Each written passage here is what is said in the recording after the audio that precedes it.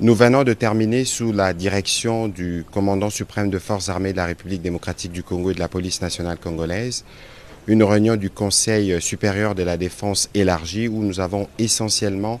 passé en revue la situation opérationnelle dans toute la République démocratique du Congo, mais spécifiquement dans l'Est de la République démocratique du Congo. Cette réunion du Conseil supérieur de la défense était la première avec le nouveau chef d'état-major général qui a eu à la suite du vice-premier ministre, ministre de la Défense, donné les grands axes de sa vision sur ce qui concerne notamment la montée en puissance de forces armées de la République démocratique du Congo, mais la réponse militaire que nous apportons face à la guerre d'agression qui nous est menée par les Rwandais et ses supplétifs terroristes du M23. Comme vous l'avez suivi à travers les médias ce matin, dans le rapport qui a été fait par le chef d'état-major général, nos troupes ont repris l'initiative et nous ne voulons pas aller dans des annonces, mais vous allez voir que dans le jour qui vient, la montée en puissance de forces armées de la République démocratique du Congo va se poursuivre et les pans du territoire qui sont occupés par les forces d'agression seront récupérés. Nous aurons régulièrement l'occasion de vous faire le point de ces progrès. Au-delà de la question opérationnelle qui a été abordée dans toute sa dimension, nous avons aussi abordé les aspects diplomatiques de ces questions où vous avez noté avec nous l'isolation de plus en plus constatée du Rwanda qui montre que ce n'est pas le pays qui veut la paix dans l'Est de la République démocratique du Congo. Et de ce point de vue, la ministre d'État, ministre des Affaires étrangères, a reçu des orientations précises sur ce qui doit être fait à ces niveaux. Dans le même esprit, les aspects judiciaires doivent se poursuivre parce que nous notons,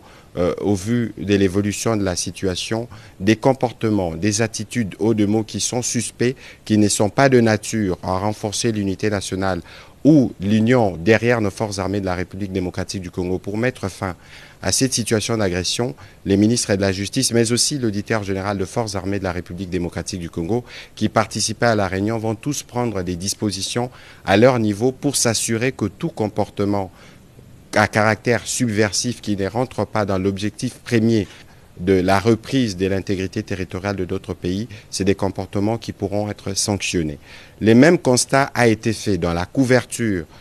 médiatique des événements dans l'Est de la République démocratique du Congo, comme nous avons eu à le relever à travers les mises en garde qui ont été faites. Nous voulons vous dire que des mesures seront prises dans les jours à venir contre tous les médias qui travailleraient dans le sens d'accompagner l'œuvre terroriste qui s'est faite en République démocratique du Congo. Pour l'impératif de la paix, il y a des mesures qui devront être prises absolument pour qu'on s'assure que tous les efforts nationaux qui sont faits pour restaurer la paix dans l'Est de la République démocratique du Congo puissent l'être. Nous avons évidemment eu l'occasion de passer en revue aussi d'autres questions d'importance capitale qui sont traitées au niveau de nos différents services pour nous rassurer que toutes les mesures sont prises pour que la paix soit restaurée, que la sécurité règne partout en République démocratique du Congo. Nous allons terminer évidemment par rappeler la mobilisation que le président de la République ne cesse de demander à tous les Congolais autour de forces armées de la République démocratique du Congo dont il a à nouveau loué la bravoure et les sacrifices.